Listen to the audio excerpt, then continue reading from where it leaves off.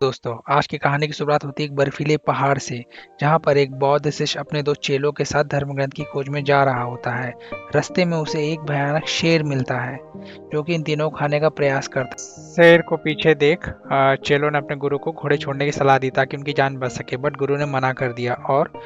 वो चेले ऐसा होते देख उसे गुरु को अपने छोड़ के भाग गया और गुरु भी अपनी जान बचाने के लिए गुफा के अंदर गया। गुफा में उसे एक मंकी मिलता है, मंकी जो कि कई सालों से दबा हुआ था। उसका नाम था बुकुंग। मंकी किंग ने तुरंत अपनी सुनहरी लाठी को बुलाया और उसने शेर को वहीं पर खत्म कर दिया और इस तरह उसने सन्यासी की जान बचाई और शेर पूरी तरह से मारा गया। और उसके बाद उनकी आपस में जान पहचान होती है, जिसमें उन्हें चलता है पता कि बुकुंग को भी उन्हीं के साथ आगे धर्मग्रंथ की खोज में जाना होता है। सन्यासी जो कि मंकी किंग से डरा हुआ होता है, शुरुआत में उसे अपने साथ ले जाने से मना कर देता है। बाद में वो दया की देवी के कहने पर वो उसको अपने साथ ले जाने के लिए सहमत हो जाता है और वो अपने सफर की शुरुआत करते हैं। सफर की शुरुआत में ही एक अचानक से राक्षस ड्रैगन उन पे हमला कर देता है, जिससे मंकी किंग अकेले युद्ध करता है और उनके बीच में काफी खतरनाक युद्ध होता है और अंत में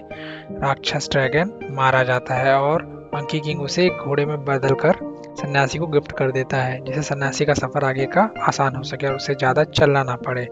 और इस तरह वो अपना सफर कंटिन्यू करता है। अब यहाँ पर हमें गांव का सीन देखते हैं, जहाँ पर अचानक से कुछ मास्क लगे हुए लोग आते हैं जो कि बच्चे को लेके जा रहे होते हैं और वहाँ पर अचानक से कुछ चुड़ैल आ जाती हैं और चुड़ैल मिलकर जो गिरोह के लोग होते हैं उन्हें मारकर खाने लगती हैं और जो उनका मुखिया होता है उसके लिए एक सफ़ेद चुड़ैल आती है जो कि चुड़ैलों की रानी होती है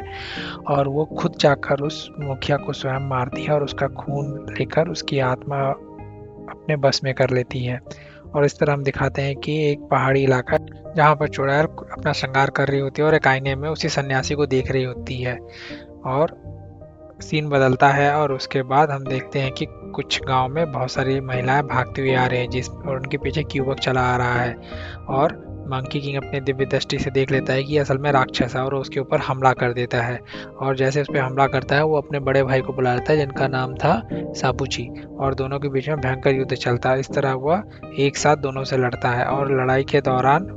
फाइनली दोनों हार जाते हैं, साबूजी और उसका छोटा भाई भाजी, जो कि सुअर का रूप होता है। और अंत में वो बताते हैं कि उन्हें अपने गुरुजी की प्रतीक्षा है जो उनके साथ वो जाकर आगे इस धर्म ग्रंथ की खोज करेंगे।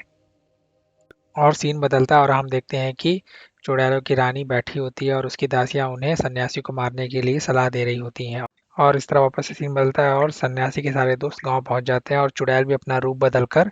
गांव की तरफ पहुंच जाती है और इस तरह वापस में मिलते हैं, जहां पर सन्यासी अपने साथियों के साथ रात में रुकना चाहता था और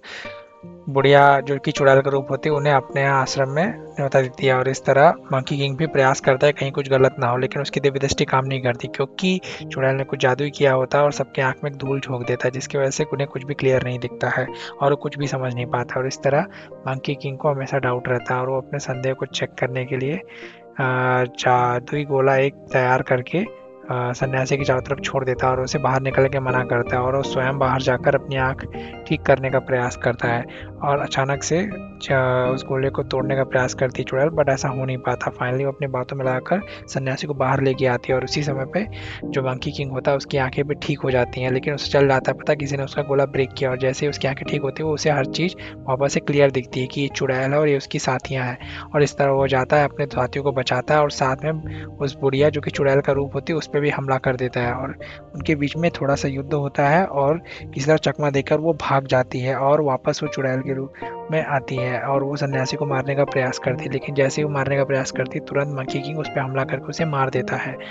लेकिन बाकियों को लगता है कि उसने एक बुढ़िया पे हमला किया बिकॉज वो उसको देख नहीं सकते थे, इसलिए उन्हें लगता है कि मंकी किंग ने गलत किया और गुरुजी उस पर गुस्सा कर देते हैं और उसे एक प्रकार का मंत्र पढ़ के उसे काफ़ी तकलीफ देते हैं और इस तरह वहाँ से मंकी किंग चला जाता है। बाद में गुरुजी स्वयं आते हैं उसको वापस मनाने के लिए और उससे समझाते हैं कि देखो तुमने गलत किया था, हमें किसी को मारना नहीं होता। इस तरह सीन बदलता है, वो जाते हैं एक डैंग राजा के यहाँ, जाके ज्ञानराज में, जहाँ पर देखते काफ़ी बच्चे गुमशुदा हैं और वो अंदर जाके देखते हैं तो राजा उन्हें स्वागत के लिए बुलाता है और अपने यहाँ आमंत्रित करता है खाने के लिए। और इस तरह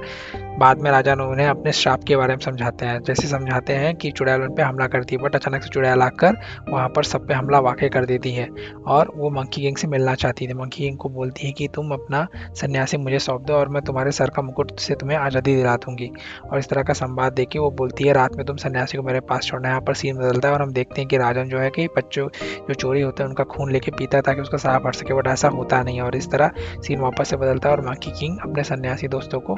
जाने के लिए बोलता है। और जैसे ही चुड़ैल उसे देखती है तुरंत देखती है दो सन्यासी वहाँ पर बैठे हुए हैं और इस तरह आपस में एक मुंह होता है जो कि मंकी किंग होता है और इस तरह आपस में हमला कर देते हैं चुड़ैल के ऊपर। और चुड़ैल और उनके साथियों के साथ मंकी किंग और सन्यासी काफ़ी युद्ध चलता है और देखते हैं कि अचानक से सन्यासी को किसी और ने पकड़ लिया जो कि कोई और नहीं, राजा डैंग का ही सिपाही होता है। और वो असल में उसका खून पीना चाहता था राजन, ताकि वो उस श्राप से मुक्त हो सके। लेकिन यहाँ पर मंकी किंग वापस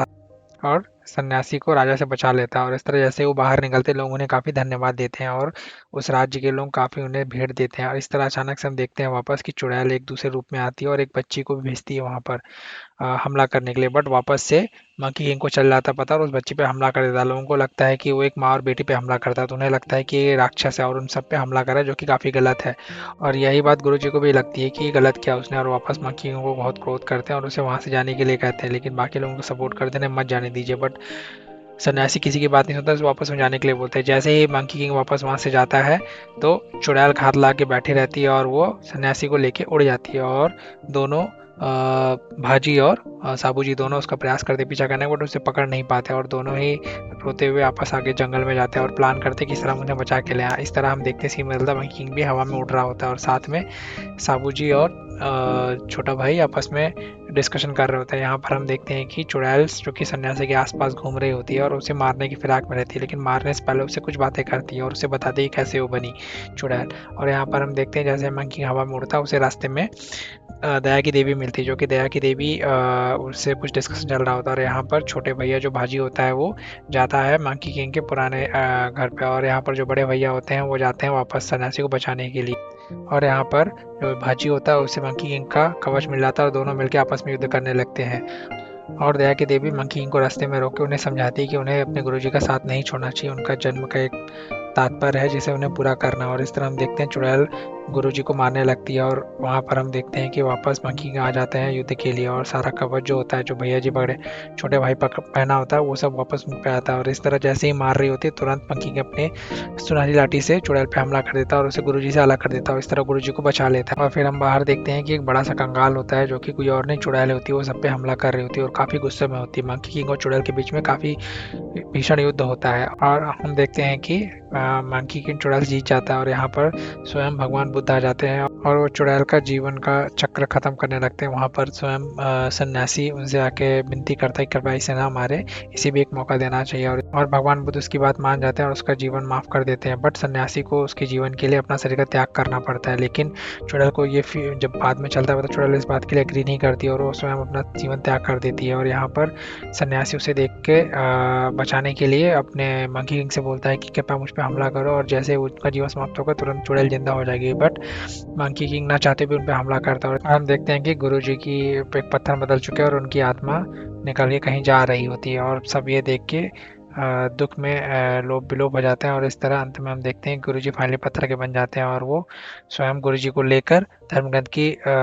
खोज पे निकल जाते हैं। यहाँ तक कि देवी एक बूंद छोड़ देती है जिससे गुरुजी का हाथ दिखने लगता है और हमें उम्मीद है कि आगे वाले एपिसोड में गुरुजी भी जिंदा होकर वापस आएंगे।